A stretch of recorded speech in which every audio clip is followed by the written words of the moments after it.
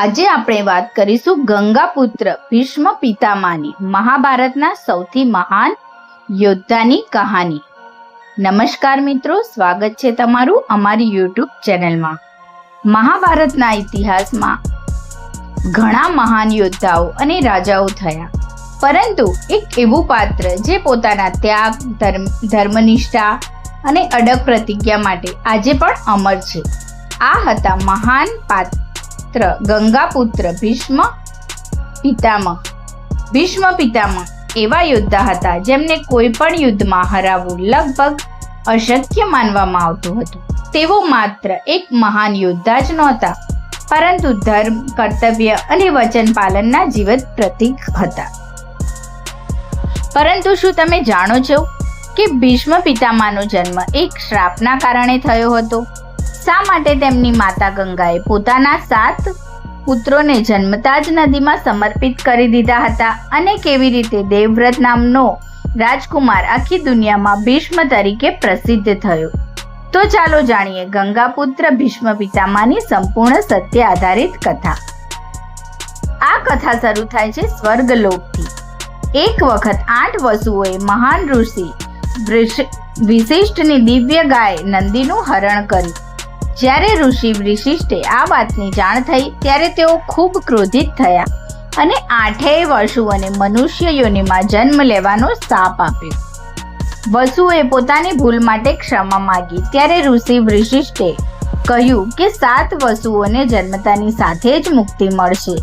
પરંતુ જે વસુએ આ કાર્યની શરૂઆત કરી હતી તેને લાંબુ જીવન જીવવું પડશે. વસુઓની દેવી ગંગાને માતા બનવાની પ્રાર્થના કરી અને ગંગાએ તેમની વિનંતી સ્વીકારી.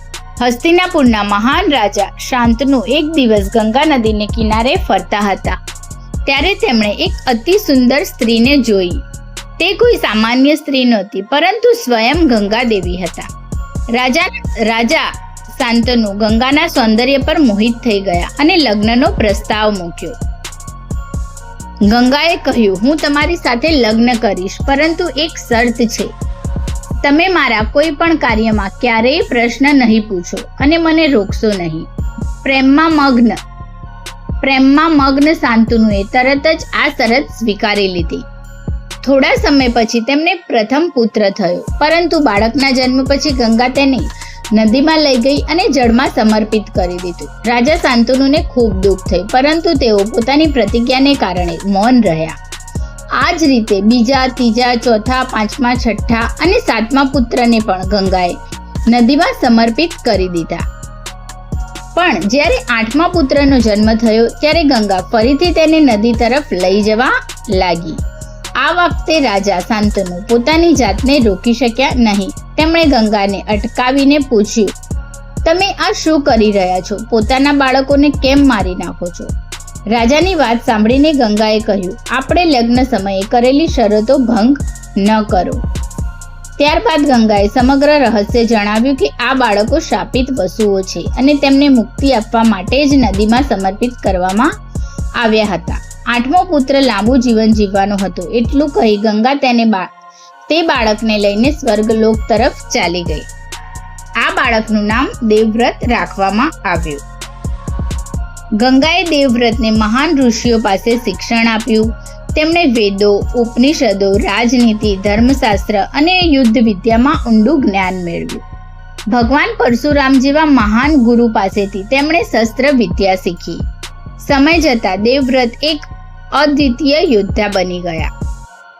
પછી ગંગાએ દેવવ્રતને રાજા શાંતનુને સોંપી દીધા. પુત્રને જોઈને શાંતનુ ખૂબ પ્રસન્ન થયા. તેમને હસ્તિનાપુરના યુવરાજ તરીકે જાહેર કર્યા. થોડા વર્ષો પછી રાજા શાંતનુને સત્યવતી નામની યુવતી સાથે પ્રેમ થયો. સત્યવતીના પિતાએ શરત મૂકી કે તેમની પુત્રીનો પુત્ર જ હસ્તિનાપુરનો રાજા બનવો જોઈએ. રાજા શાંતનુ આ શરત સ્વીકારી શક્યા નહીં, કારણ કે દેવવ્રત પહેલેથી જ યુવરાજ હતા. આ કારણે તેઓ ખૂબ દુઃખી રહેવા લાગ્યા. જ્યારે દેવવ્રતને પિતાના દુઃખનું કારણ જાણવા મળ્યું ત્યારે તેઓ સ્વયં સત્યવતીના પિતા પાસે ગયા. તેમણે જાહેરાત કરી કે હું હસ્તિનાપુરના સિંહાસન પર ક્યારેય અધિકાર નહીં કરું.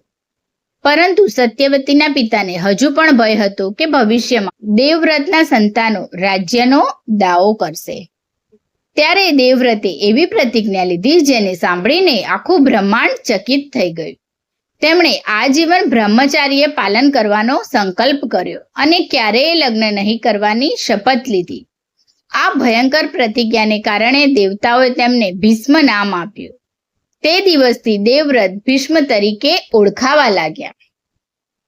પુત્રના આ દ્વિતીય ત્યાગથી રાજા શાંતનુ ખૂબ પ્રસન્ન થયા. તેમણે ભીષ્મને એક અનોખું વરદાન આપ્યું. વરદાન અનુસાર ભીષ્મ પોતાની ઈચ્છા વિના મૃત્યુ પામી શકશે નહીં. તેઓ જ્યારે ઈચ્છે ત્યારે જ પોતાના પ્રાણ ત્યાગી શકતા હતા. આને ઈચ્છા મૃત્યુનું વરદાન કહેવાય છે. સમય પસાર થતો ગયો. કૌરવો તથા પાંડવો બંને મોટા થયા. ભીષ્મ પિતાએ બંનેને પોતાના સંતાનોની જેમ પ્રેમ આપ્યો. તેઓ જાણતા હતા કે ધર્મ પાંડવોની તરફ છે, પરંતુ પોતાની પ્રતિજ્ઞા અને હસ્તિનાપુર પ્રત્યેની વફાદારીને કારણે તેઓ કૌરવોની તરફથી યુદ્ધમાં ઉતર્યા. કુરુક્ષેત્ર યુદ્ધના પ્રથમ દિવસ સુધી ભીષ્મે પાંડવ સેનામાં ભારે વિનાશ મચાવ્યો. કોઈ પણ યોદ્ધા તેમને હરાવી શકતા નહોતા. અંતે શ્રી કૃષ્ણએ પાંડવોને ભીષ્મને હરાવવાનો ઉપાય બતાવ્યો. ભીષ્મ સ્ત્રી સામે શસ્ત્ર ઉઠાવતા ન હતા. શિખંડી એ અગાઉ અંબા હતી, તેને આગળ રાખીને અર્જુન યુદ્ધમાં ઉતર્યો. શિખંડીને જોઈને ભીષ્મે પોતાના શસ્ત્ર નીચે મૂકી દીધા. ત્યારબાદ અર્જુને અસંખ્ય બાણો છોડ્યા. ભીષ્મનું આખું શરીર બાણોથી ભીંધાઈ ગયું અને તેઓ બાણોની શૈયા પર પડી ગયા. ઈચ્છા મૃત્યુ વરદાનને કારણે તેઓ તરત પ્રાણ ત્યાગ્યા નહીં. તેઓએ પોતાની ઈચ્છાથી મૃત્યુનો સમય નક્કી કર્યો. આ સમય દરમિયાન તેમણે યુધિષ્ઠિરને રાજધર્મ, નીતિ, ન્યાય અને જીવનના અનેક મહત્વપૂર્ણ ઉપદેશ આપ્યા.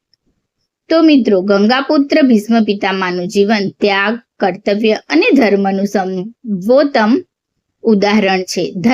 સર્વોત્તમ ઉદાહરણ છે. તેમણે પોતાના પિતાના સુખ માટે રાજ્યનો ત્યાગ કર્યો, જીવનભર બ્રહ્મચાર્યનું પાલન કર્યું, અંતિમ શ્વાસ સુધી પોતાના વચનને નિભાવ્યું. તેથી આજે હજારો વર્ષ પછી પણ ભીષ્મ પિતામહનું નામ મહાનતા, વચન પાલન અને ધર્મના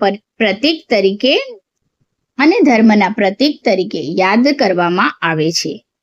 તો જો તમને આ કથા ગમી હોય તો વિડીયોને લાઈક, શેર અને સબસ્ક્રાઇબ જરૂરથી કરજો. ધન્યવાદ.